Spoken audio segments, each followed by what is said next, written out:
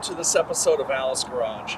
We're going to be looking at this 2023 Ford F150 XL, and I'm going to be giving you my first thoughts and impressions, as well as doing a brief walk around. Now, this truck is a vehicle my wife and I purchased. We actually custom ordered it as a XL, and it's going to be a replacement for our old F150, which is a 1994 with about 300,000 miles.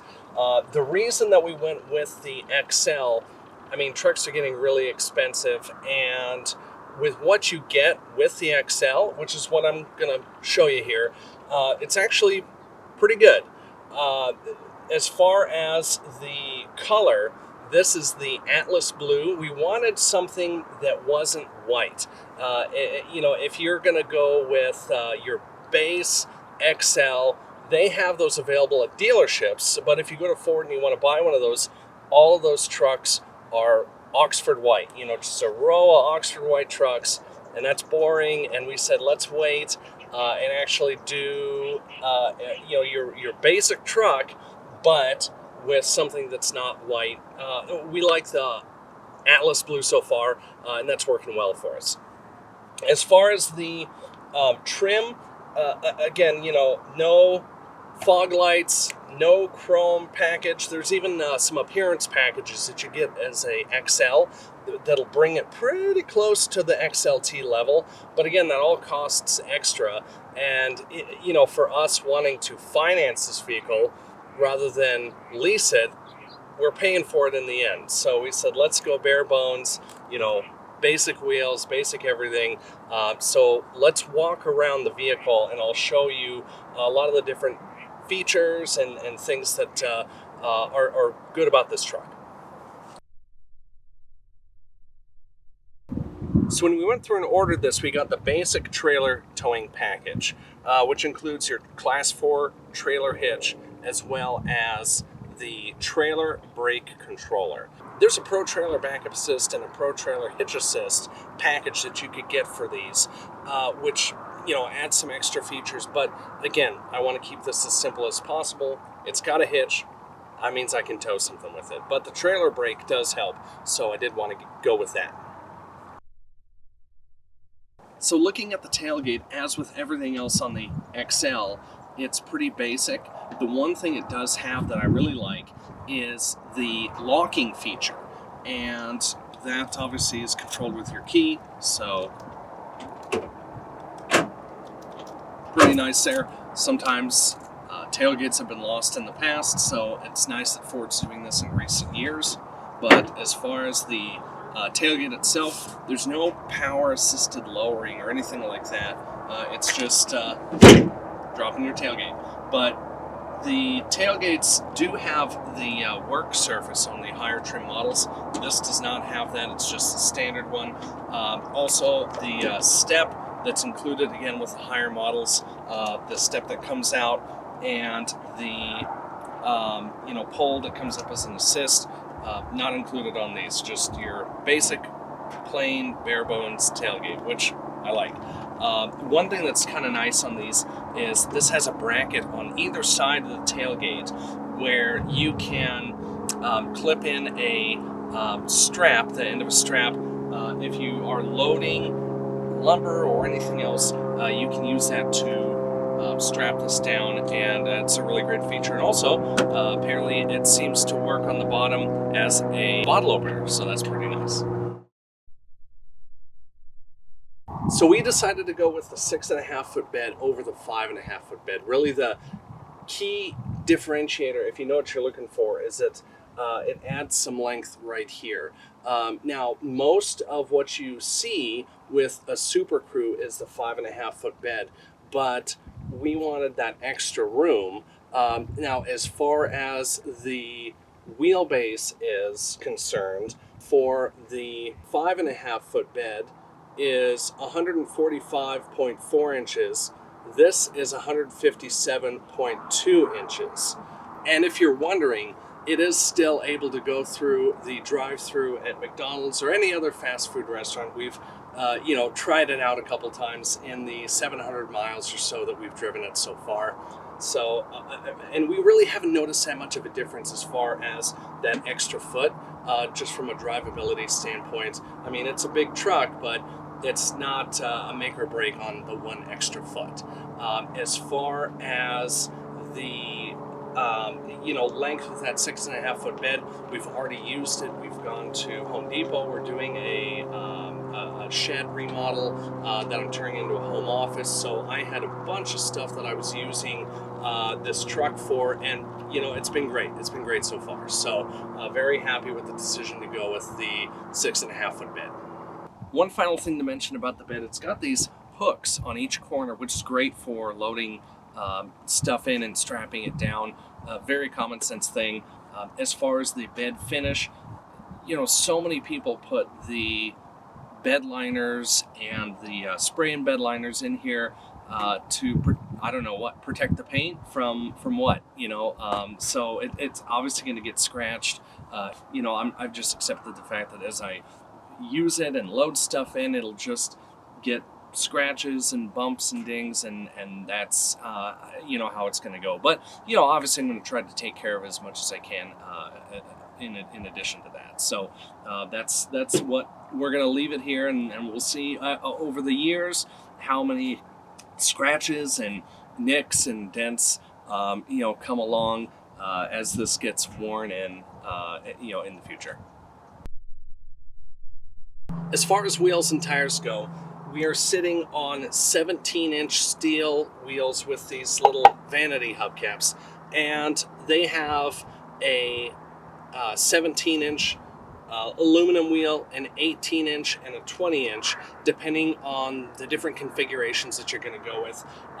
You know, there's a STX appearance package that you could have gone with and gotten higher upgraded aluminum wheels. Again, adds more to the price. You know, you add a little here or there, and then you're looking at a vehicle that's a lot more expensive. And we were totally fine with embracing the basic XL look, so we're just going to roll with these. And one thing to note, the tire size is 265/70 R17. As far as the interior goes, the cab configuration we decided with was the Super Crew. Makes perfect sense. You know, we're going to have 2 kids and a dog that's going to be in the car with us, and it's just a little bit more room than the Super Cab. So if you look here, the XL has the cloth seats. Up front, we've got the 20/40 bench seat, which I like and is nice. And in the back, obviously, it's got the back row here with the rubber floor mats. We decided to go with the rubber floor mats because we're going to have kids, we're going to have dogs, and you know, keeping the carpet clean is going to be, you know, a little more work.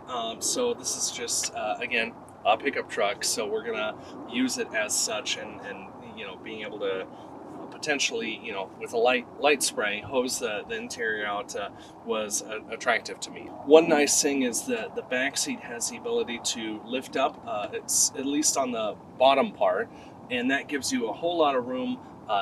You know, when we were loading some stuff in, I had some windows, you know, a nice flat cargo area, which wasn't always the case. So that's a great feature that is on all Ford trucks.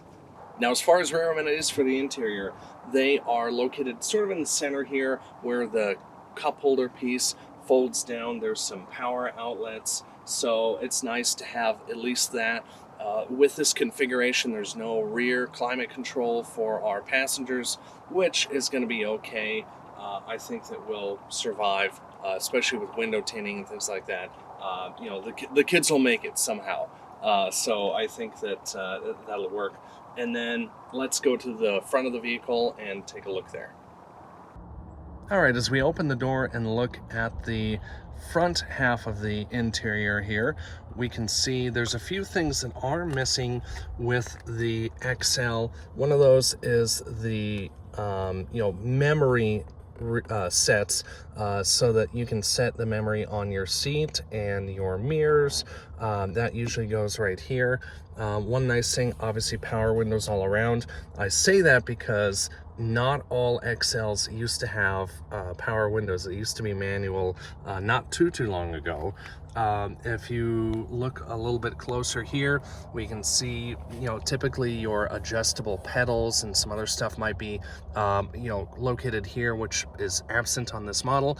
Obviously your headlight control.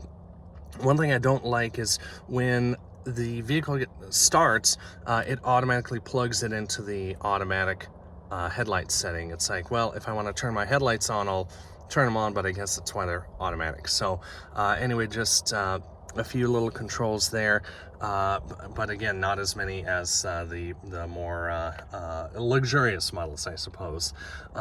If we look at the steering wheel, we can see that we do have cruise control and volume control for the radio. This is Ford Sync, and these are just some controls for your computer, and then radio presets. So pretty straightforward stuff there. Let's look at the seat, which is the 40-20-40 front bench seat, and you can see that center area is essentially your third seat that folds down, and in the seat it has a couple of cup holders. This is a nice area for a phone that can sit on the chargers that are over here.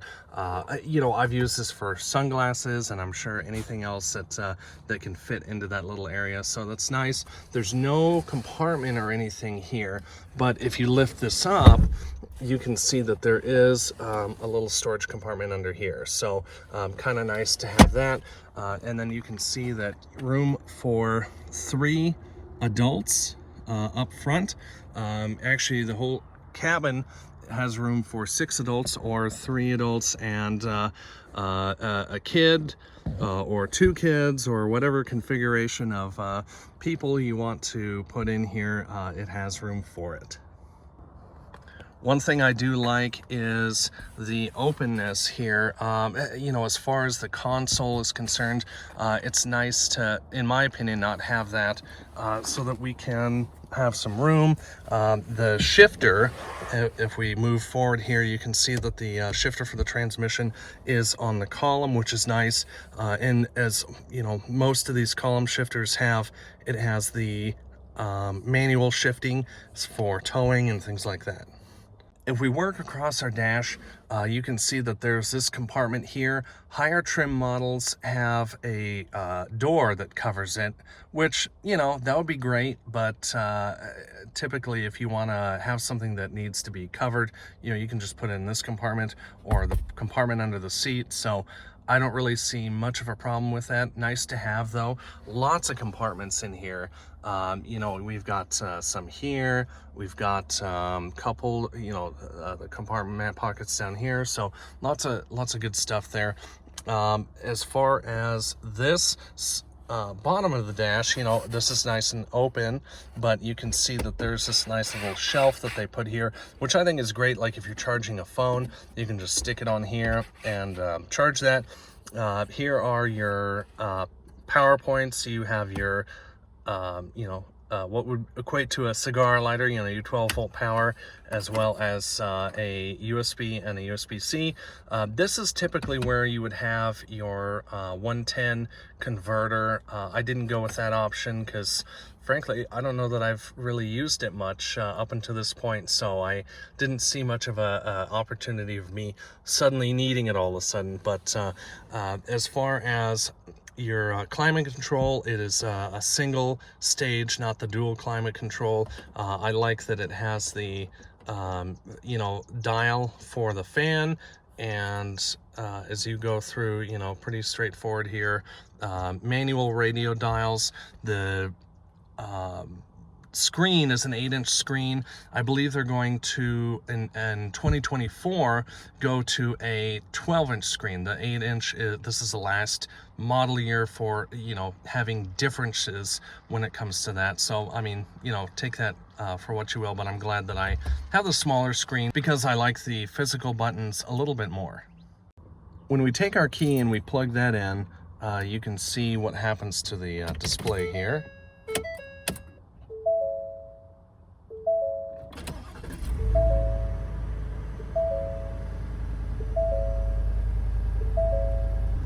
So from here, you can control all sorts of stuff. Obviously, your standard stereo, phone. You can, set your phone up to have sync.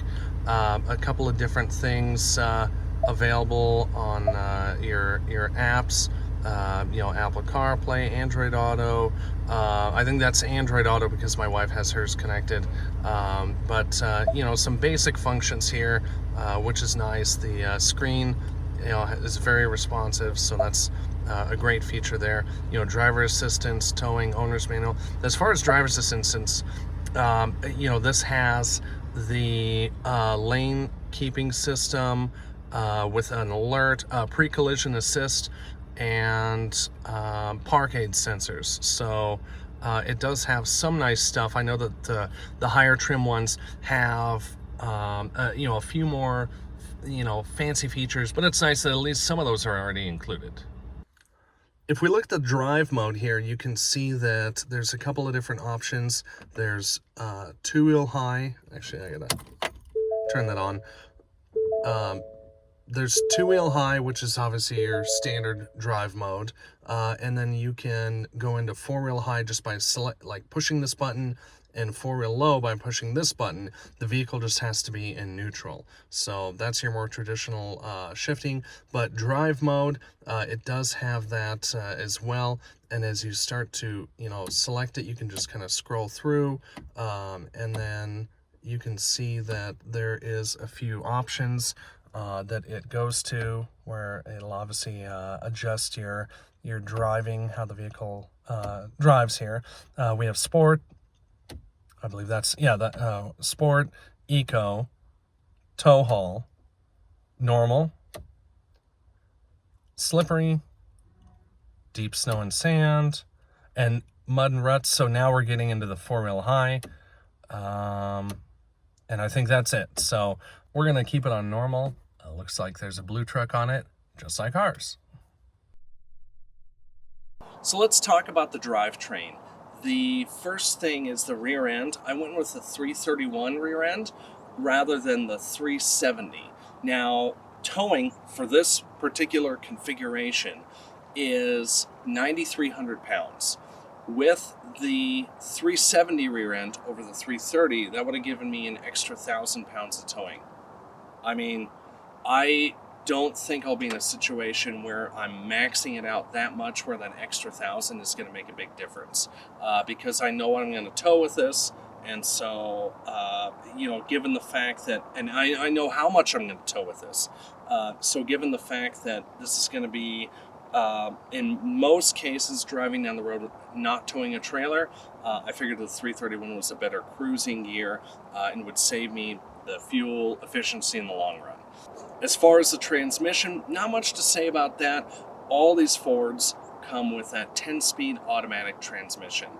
They put that under all these vehicles, and it's proven to be a pretty good transmission. A lot of gears, kind of interesting as I drive, seeing how the gears progress, because I'm typically from a place where, a transmission with a lot of gears was a 5-speed.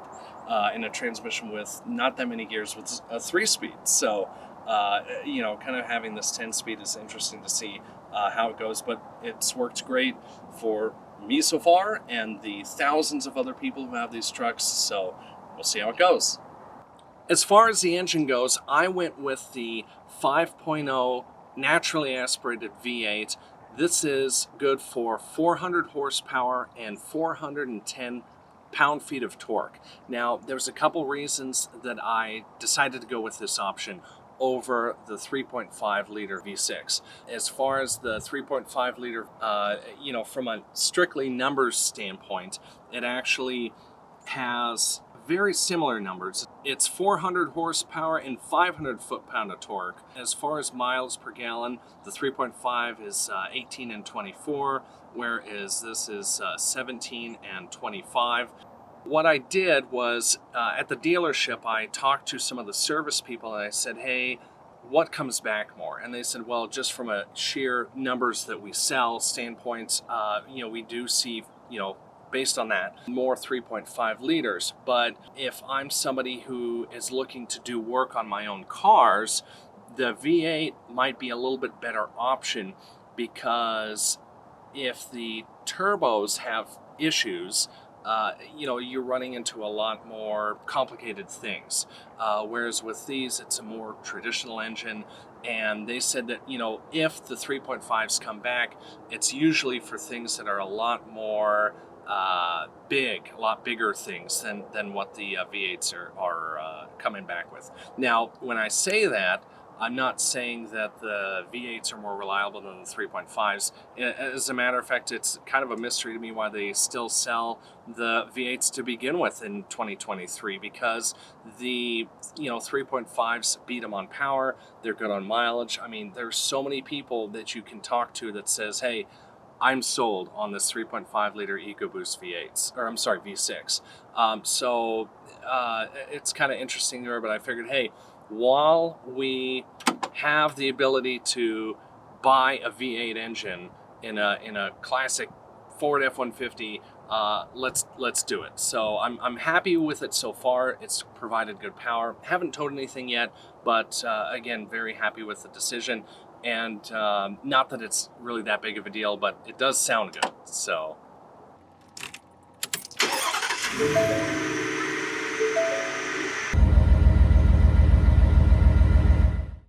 Let's take it for a drive.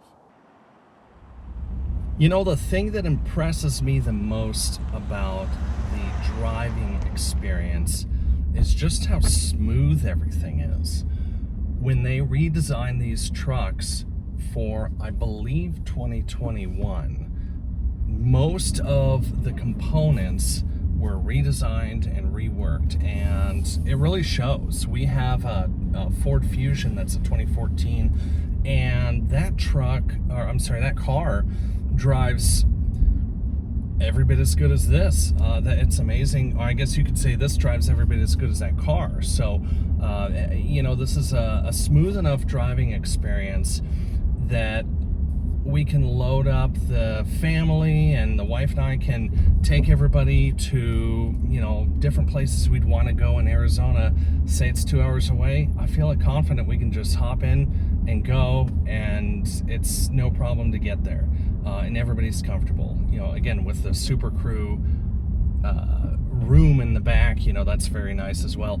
And just, buying a new car after having an old truck for that had 300,000 miles, just going over speed bumps, you can feel everything is just so tight. It's really nice.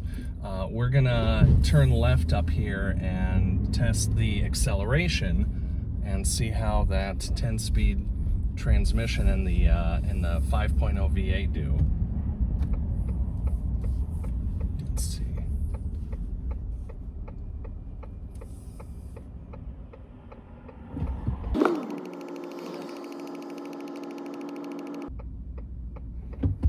Okay, let's give her a go. I don't think I'm ever gonna lay this thing down super hard, but getting on freeways or needing to turn left real quick, it's great. Again, getting used to that 10 speed, because I'm going at this point 50 and it's now at 10. So it just kind of goes through everything. Even when I'm driving the neighborhood, it's kind of interesting. I'm like, why am I in 4th gear driving down a neighborhood street? It's just, more gears to play with. I've messed with some of the different drive mode settings, and it's primarily controlling when your shift points are. You go into sport, it'll gear it towards that. So kind of nice to have those extra things. Do I need them? I don't know. You could argue either way on that, because if it has a transmission and you're just going, why don't you just go? But I can understand with the sand and the water, it provides a better setting as you're going through some of those adverse conditions. So, but overall, drivability wise, it's amazing. It's great. It should, do us good for a long time. So I'm very happy with it as we move into the ownership of this new vehicle. Well, that wraps it up for the review of our 2023 Ford F-150. Very happy with this. It's going to provide us a lot of good years of use. When we went to the dealership, we looked for a XL, but most of what's on the lot right now is King Ranch and Platinum and Limited, and most of those trucks start at 73,000, 74,000-ish. This truck, after we, got the four-wheel drive, the armor plating, the skid plates on the bottom, tow hitch, and the V8, I think that's it. Just those things. It was about 52,000 plus, sales tax plus a few other things. So, it's not a cheap vehicle, but we plan on keeping it. We're going to go for 30 years. 300,000 miles. I'm going to do all the maintenance as much as I can on a 2023 vehicle. So I'm, trying to keep this as long as possible. We'll get it paid off. We'll be those people in 10 or 15 years saying, oh, my truck is, paid off and it's nice not having a car payment. So we'll see how that goes. But right now it's not a great time, unfortunately, to buy a car because interest rates, as of the filming of this video, the United Auto Workers strike is still going on. So, a lot to consider. Maybe slightly used, as we sit here in 2023, a 2020 or a 2021 truck might not sound so bad. But, we bought what we could afford, and we're very happy with it. Thanks for watching.